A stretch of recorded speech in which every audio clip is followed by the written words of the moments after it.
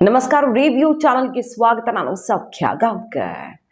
ಲೋಕಸಭಾ ಚುನಾವಣೆ ಕಾವು ಏರ್ತಿರೋ ಹೊತ್ತಲ್ಲಿ ಯಾವ್ಯಾವ ರಾಜ್ಯದಲ್ಲಿ ಹೇಗಿದೆ ಅಲೆ, ರಾಷ್ಟ್ರದ ರಾಜಧಾನಿಯಲ್ಲಿ ಈ ಕ್ಷಣಕ್ಕೆ ಎಲೆಕ್ಷನ್ ಆದರೆ ಬಿಜೆಪಿಗೆಷ್ಟು, ಆಮ್ ಆದ್ಮಿಗೆಷ್ಟು, ಕಾಂಗ್ರೆಸ್ಗೆಷ್ಟು ಮತ್ತು ಎಲ್ಲೆಲ್ಲಿ ಟ್ರೆಂಡ್ ಹೇಗಿದೆ ಅನ್ನೋದನ್ನ ಹೇಳ್ತಾ ಇದೆ ಲೇಟೆಸ್ಟ್ ಸರ್ವೆ ರಿಪೋರ್ಟ್. ಮಾಹಿತಿನ ಮುಂದೆ ಇಡ್ತಾ ಇದೀವಿ. ಮಿಸ್ ಮಾಡಿದ್ರೆ ನಮ್ಮ ಚಾನಲ್ನ ಸಬ್ಸ್ಕ್ರೈಬ್ ಮಾಡಿ, ಹಾಗೆ ನಿಮ್ಮ ಅಭಿಪ್ರಾಯ ಕಮೆಂಟ್ ಮಾಡಿ ತಿಳಿಸಿ. ಎಸ್ ವೀಕ್ಷಕರೇ, ಕರ್ನಾಟಕದ 2023 ಚುನಾವಣಾ ಫಲಿತಾಂಶವನ್ನು ಪಕ್ಕ ಕೊಟ್ಟಿತ್ತು ಈ ಸಮೀಕ್ಷೆ. ಒಪಿನಿಯನ್ ಪೋಲಲ್ಲಿ ತುಂಬ ಅಕ್ಯುರಸಿ ಕಂಡು ಬಂದಿತ್ತು. ಬಟ್ ಪಂಚರಾಜ್ಯ ಚುನಾವಣೆ ಫಲಿತಾಂಶದ ಲೆಕ್ಕಾಚಾರ ಸ್ವಲ್ಪ ಹೆಚ್ಚು ಕಡಿಮೆ ಆಗಿತ್ತು. ನೋಡೋಣ ಲೋಕ್ ಪೋಲ್ ಏನು ಹೇಳ್ತಾ ಇದೆ. ಸದ್ಯದ ಪರಿಸ್ಥಿತಿಯಲ್ಲಿ ಏನಾದರೂ ಎಲೆಕ್ಷನ್ ನಡೆದ್ರೆ ಇಂಟ್ರೆಸ್ಟಿಂಗ್. ಈಗ ಡೆಲ್ಲಿ ಗ್ರೌಂಡ್ ರಿಪೋರ್ಟನ್ನು ಕೊಡ್ತಿರೋದು, ಒಂದೊಂದೇ ರಾಜ್ಯ ಕವರ್ ಮಾಡ್ಕೊಂಡು ಬರ್ತಾ ಇದೆ ಲೋಕ್ ಪೋಲ್. ಈಗ ಸುಮಾರು ರಾಜ್ಯಗಳು, ಪ್ರಮುಖ ರಾಜ್ಯಗಳು ಕವರ್ ಆಗಿರೋದು. ಆ ಪೈಕಿ ರಾಷ್ಟ್ರ ರಾಜಧಾನಿ ಆಮ್ ಆದ್ಮಿ ಮತ್ತು ಬಿಜೆಪಿಯ ನಡುವೆ ಜಟಾಪಟಿ ಜೋರಾಗಿದೆ. ಕೇಂದ್ರ ಸರ್ಕಾರ ಮತ್ತು ಡೆಲ್ಲಿ ಸಿಎಂ ನಡುವೆ ಜಟಾಪಟಿ ತಾರಕಕ್ಕೇರಿದೆ. ಕೇಜ್ರಿವಾಲ್ ಅರೆಸ್ಟ್ ಆಗ್ತಾರಾ ಅನ್ನುವಂಥ ಪ್ರಶ್ನೆ, ಹೇಮಂತ್ ಸೊರೇನ್ ಅರೆಸ್ಟ್ ಬೆನ್ನಲ್ಲೇ ಕೇಜ್ರಿವಾಲ್ ಅವ್ರಿಗೂ ಮುಹೂರ್ತ ಫಿಕ್ಸ್ ಆಯ್ತಾ ಅನ್ನೋ ಪ್ರಶ್ನೆ ಅಷ್ಟರ ಮಟ್ಟಿಗೆ ರಾಷ್ಟ್ರ ರಾಜಕಾರಣದಲ್ಲಿ ಸಂಚಲನ ಸೃಷ್ಟಿ ಮಾಡಿರುವಂಥ ಡೆಲ್ಲಿ ಪಾಲಿಟಿಕ್ಸ್ ಏನಾಗುತ್ತಲ್ಲಿ. ಹಾಗಾದ್ರೆ ಇರೋದು 7 ಸೀಟ್ಸು, 7ರ ಪೈಕಿ ಯಾರಿಗೆಷ್ಟು? ಲೋಕಸಭಾ ಚುನಾವಣೆಯಲ್ಲಿ ಕೇಜ್ರಿವಾಲ್ ಏನಾದರೂ ಮ್ಯಾಜಿಕ್ ಮಾಡಬಲ್ಲರ ಈ ಸಲ, ಅಥವಾ ಇಂಡಿ ಕೂಟ ಒಟ್ಟಾಗಿ ಹೋದ್ರೆ ಏನಾದರೂ ಲಾಭ ಇದೆಯಾ? ಲೋಕ್ ಪೋಲ್ ಹೇಳ್ತಾ ಇದೆ 7ಕ್ಕೆ 7 ಕೂಡ ಬಿಜೆಪಿ ಗೆದ್ದುಕೊಳ್ಳೋ ಚಾನ್ಸಸ್ ಇದೆ ಡೆಲ್ಲಿಲಿ ಅಂತ. 5ರಿಂದ 7 ಇಂಡಿ ಕೂಟ 0ಯಿಂದ 2. ಸೊ ಬಿಜೆಪಿ ಹೆಚ್ಚಿನ ಪ್ರಯತ್ನ ಹಾಕಿದ್ರೆ ಅಷ್ಟಕ್ಕಷ್ಟು ಗೆಲ್ಲಬಹುದು. ಆಮ್ ಆದ್ಮಿ ಕಾಂಗ್ರೆಸ್ ಈಗಾಗಲೇ ಕಿತ್ತಾಡ್ಕೊಂಡಿವೆ ಸೀಟ್ ಶೇರ್ ವಿಚಾರದಲ್ಲಿ. ಕೊನೆ ಸುತ್ತಿನ ಮಾತುಕತೆ, ಒಂದು ಪ್ರಯತ್ನ ನೋಡೋಣ ಆಗತ್ತಾ ಅಂತ ಪ್ರಯತ್ನ ನಡೀತಾ ಇದೆ. ಇದೆಲ್ಲ ವರ್ಕೌಟ್ ಆದರೆ 0ಯಿಂದ 2 ಅಂತ ಹೇಳ್ತಾ ಇದೆ ಲೋಕ್ ಪೋಲ್ ಸಮೀಕ್ಷೆ. ಇನ್ನು ಹಿಮಾಚಲ್ ಪ್ರದೇಶದಲ್ಲಿ ಏನಾಗುತ್ತೆ?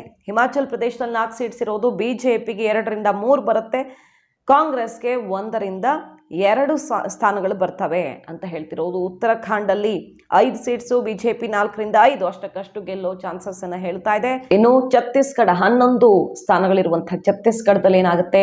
ಇತ್ತೀಚೆಗಷ್ಟೇ ಅಲ್ಲಿನ ವಿಧಾನಸಭಾ ಚುನಾವಣೆಯಲ್ಲಿ ಬಿಜೆಪಿ ಭರ್ಜರಿಯಾಗಿ ಗೆದ್ದುಕೊಳ್ತು.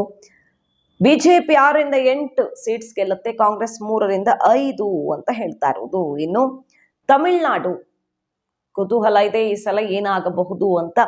ಸದ್ಯದ ಪರಿಸ್ಥಿತಿಯಲ್ಲಿ 39 ಸೀಟ್ಸ್ ಅಲ್ಲಿ ಇಂಡಿಯಾ ಕೂಟಕ್ಕೆ 34ರಿಂದ 37, ಅಂದ್ರೆ ಬಹುತೇಕ ಅದರಲ್ಲಿ ಡಿಎಂಕೆ ಕಾಂಗ್ರೆಸ್ನ ವಿರುದ್ಧ ಸಿಡ್ದೆದ್ದಿದೆ. ಈಗ ಕಾಂಗ್ರೆಸ್ನ ವಿರುದ್ಧ ಬೇರೆಲ್ಲ ಮಿತ್ರ ಪಕ್ಷಗಳು ಸಿಟ್ ಮಾಡ್ಕೊಂಡಿದ್ದಾಗಿದೆ. ಈಗ ಆಪ್ತ ಮಿತ್ರ ಡಿಎಂಕೆ ಕೂಡ ಸಿಡ್ದೆದ್ದಿದೆ. ಇವರು ಸೀಟ್ ಕೇಳೋಕ್ಕೋಸ್ಕರ ಪಕ್ಷ ನಡೆಸ್ತಿದ್ದಾರೆ, ಇನ್ನೇನು ಮಾಡಲ್ಲ ಇವರು ಅಂತ.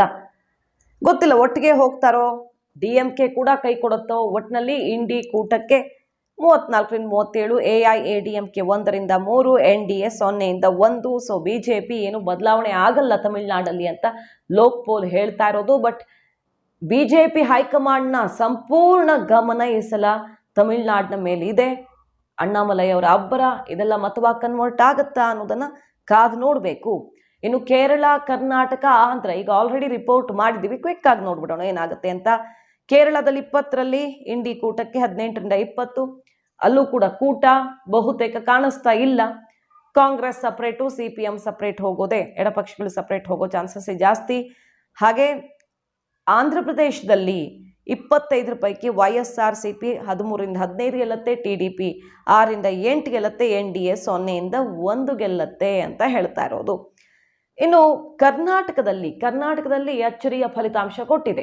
ಇತ್ತೀಚೆಗೆ ಬಂದಂಥ ಎಲ್ಲ ಸರ್ವೆಗಳಿಗೆ ಭಿನ್ನವಾಗಿದೆ ಈ ಸರ್ವೆ. 12ರಿಂದ 14 ಕಾಂಗ್ರೆಸ್ ಗೆಲ್ಲತ್ತೆ, ಬಿಜೆಪಿ 10ರಿಂದ 12 ಗೆಲ್ಲತ್ತೆ. ಸೊ ಬಿಜೆಪಿ ಕಾಂಗ್ರೆಸ್ ನಡುವೆ ಟೈಟ್ ಫೈಟ್ ಅಂತ ಹೇಳ್ತಾ ಇರೋದು. JDS 1ರಿಂದ 2 ಅಂತ. ತೆಲಂಗಾಣದಲ್ಲಿ 17 ಪೈಕಿ ಕಾಂಗ್ರೆಸ್ 8ರಿಂದ 10, BRS 3ರಿಂದ 4, ಬಿಜೆಪಿ 1ರಿಂದ 2 ಸ್ಥಾನಗಳು ಅಂತ ಹೇಳ್ತಾ ಇರೋದು. ಸೊ ಇದು ಲೋಕ್ ಪೋಲ್ ಕೊಡ್ತಾ ಇರುವಂಥ ಈ ಕ್ಷಣದ ಟ್ರೆಂಡ್. ಗ್ರೌಂಡ್ ರಿಪೋರ್ಟ್ ಏನು ಹೇಳ್ತಾ ಇದೆ ಅನ್ನೋದು.